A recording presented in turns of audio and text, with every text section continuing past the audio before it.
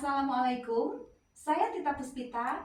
Sekarang saya lagi bersama sahabat lama saya, Ketua Yayasan Istana Zakat Disabilitas Indonesia atau ISDI Foundation, Bang Iskandar. Apa kabar Pak Is? Alhamdulillah kita.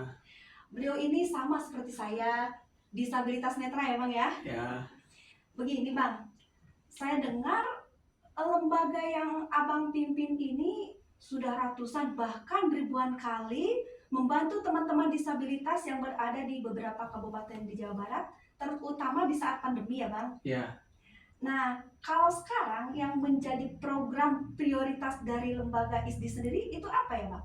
baik kita. Jadi ISDI Foundation sendiri memiliki program yaitu pendidikan, kesehatan dan kesejahteraan. Nah, yang terbayang orang itu kalau pendidikan itu kan seragam, Betul. beasiswa, SPP dan lain sebagainya ya. Kemudian Betul. kesehatan itu misalkan biaya pengobatan, apa namanya itu biaya rumah sakit kan gitu ya. Betul, Kemudian stunting gitu ya. seperti kesejahteraan modal usaha dan lain sebagainya gitu ya. Nah, kita itu membantu itu saat ini gitu ya, program kita itu memberikan bantuan alat bantu. Tetap programnya yang 3 yang saya sebutkan tadi, pendidikan, kesehatan dan kesejahteraan. Nah, dari sisi mana yang kita akan bantu? Misalkan gini, mereka yang bersekolah gitu ya, mereka tuh banyak di antara mereka yang butuh kursi roda, kaki palsu, alat bantu dengar, tongkat. Nah, tongkat ini juga banyak modelnya, tak? Ya. Tongkat misalkan tongkat tunanetra, tongkat tunadaksa, dan tongkat tunadaksa ini berbagai macam jenis. Ada beberapa saya sendiri nggak hafal, saingan banyaknya ya gitu ya. Nah, kemudian bagi mereka yang memelihara kesehatan, banyak itu yang mengajukan kursi roda gitu ya, anak-anaknya itu yang nggak bisa kemana-mana, tak? Kemudian mereka tuh mau berobat, mereka nggak bisa ngangkat, mereka butuh kursi roda. Atau untuk kalau berjemur gitu ya, nah itu butuh kursi roda mereka ya untuk memelihara kesehatan seperti itu. Kemudian untuk kesejahteraan mereka tuh kadang yang apa namanya disabilitas yang bukan bawaan, misalkan kecelakaan kerja. Nah, kadang-kadang mereka amputasi atau apa, mereka setelah mereka nggak bekerja, mereka tuh nggak bisa ngapa-ngapain gitu. Perlu alat bantu misalnya kaki palsu, kursi roda gitu. Nah, itu kan bagian dari kesejahteraan juga kan.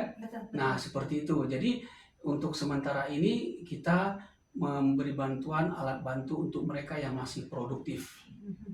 Seperti itu kita. Nah, terus ini Bang Is yang saya pengen tahu, kategori yang bagaimana, kemudian kriteria seperti apa teman-teman disabilitas yang memang layak mendapatkan bantuan dari ISDI, Bang Is? Ya, yang pertama mereka belum sanggup untuk membelinya. Nah, kemudian ya kita memprioritaskan mereka yang masih produktif. Ya kan, misalkan masih sekolah, kemudian mencari nafkah gitu ya. Coba bayangkan aja kita ada yang mengajukan itu gitu ya. Mereka tuh anak SD berangkat sekolah diantarkan oleh ayahnya sambil pergi bekerja ya. Pulangnya mereka itu apa namanya ngesot pulangnya. Nah, sekali ya. kemudian ada lagi yang mengajukan itu dari lahir itu nggak pernah merasakan berjalan dengan kedua kaki ya. Nah, sekolah itu dengan cara melompat-lompat. Nah, jadi mereka orang tuanya meminta bantuan kaki palsu untuk anaknya. Nah, kemudian ada lagi yang mau pergi sekolah, mau pergi ngaji, mereka tuh merayap-rayap lewat jembatan di kampung rumahnya. Mereka minta bantuan kursi roda. Nah, yang seperti itu yang kita langsung turun untuk apa namanya itu mengetahui kondisi mereka yang sesungguhnya. Nah, kami mengantarkan bantuan ini, kami langsung mengantarkan langsung ke rumah mereka tanpa mereka mengeluarkan sepeser pun biaya, apapun itu alasan baik biayanya gitu ya. Door to door gitu ya. Nah, jadi kan banyak tuh ya orang yang mengajukan alat bantu tapi diminta uang ini, uang itu. Nah, kalau ISDI Foundation sendiri kita membantu mereka, kita jemput dari rumahnya, kita antar. Kalau kaki palsu kan kita harus bawa mereka ke pabriknya ya. Nah, mereka kadang-kadang untuk pergi ke pabrik itu juga nggak punya biaya. Mereka kami jemput walaupun mereka tuh di keluar kota ya, misalkan saya tinggal di Bandung, mereka tinggal di misalkan di Panjalengka atau di Garut, kami jemput dan pulangnya kami antar tanpa mereka mengeluarkan spesial biaya pun, begitu. Aduh, Masya Allah Bang Is ya, luar biasa sekali nih. Dan memang sangat menarik nih, terutama bagi orang-orang yang memang pengen menginvestkan sebagian hartanya untuk tabungan nanti di akhirat nih Bang Is.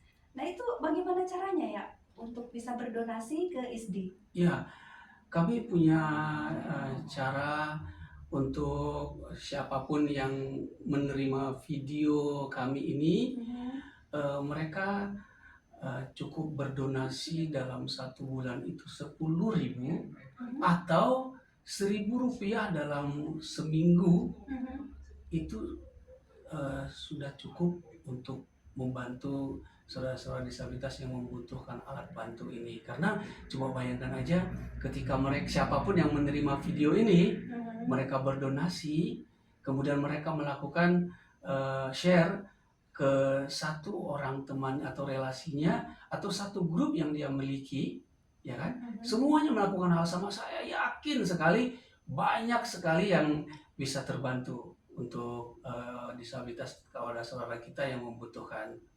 Seperti itu kita. Oke, terima kasih Bang Is atas penjelasannya. Mudah-mudahan banyak donatur-donatur yang membantu ISDI dan mudah-mudahan ISDI bisa menjadi lembaga yang betul-betul konsen kepada teman-teman disabilitas. Amin. Nah, satu lagi yang Ya. saya lupa. Misalkan nih ada yang kan bertanya gitu ya, 10.000, 1.000 dapat apa gitu kan? Nah, coba bayangkan aja ketika orang setiap menerima dan melakukan memberi kabar ini atau meng-share video ini kepada satu kontaknya saja atau satu grup yang memiliki dan semua melakukan hal yang sama. Nah, ini bisa akan berkembang itu, akan banyak yang menerima dan melakukan hal yang sama. Bayangkan aja mereka yang melakukan ini dapat kebaikan terus, bersambung terus akan pahala gitu kan? nah kemudian ada yang bilang cuman 10.000, cuman 1.000 gitu kan. Kita nggak bilang cuman atau cuman 1.000 atau 1.000 aja gitu atau 10.000 aja, nggak seperti itu. Nah, jadi Allah itu akan menilai, akan menyukai orang yang bersedekah itu walaupun kecil tapi rutin, ya kan? Kan sering kita dengar Allah itu sangat menyukai orang yang melakukan amal baik itu walaupun sedikit tapi rutin daripada banyak tapi Kadang-kadang misalkan nih kita baca Al-Quran langsung 1 juz dalam 1 hari, 3 bulan libur, kan lebih bagus 5 ayat 1 hari tapi rutin setiap hari, seperti itu. Seperti itu kita. Oke.